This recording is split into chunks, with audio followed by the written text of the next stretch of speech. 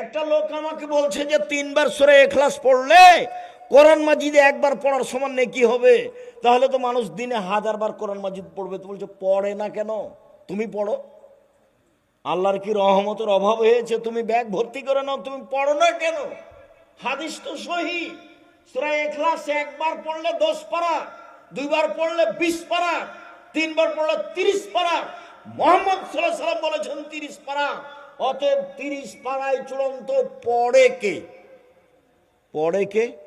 আপনি এখন সিদ্ধান্ত নেন যদি প্রত্যেক দিন পড়বো, 3 দিন টিকতে পারবেন না। চেষ্টা করেন।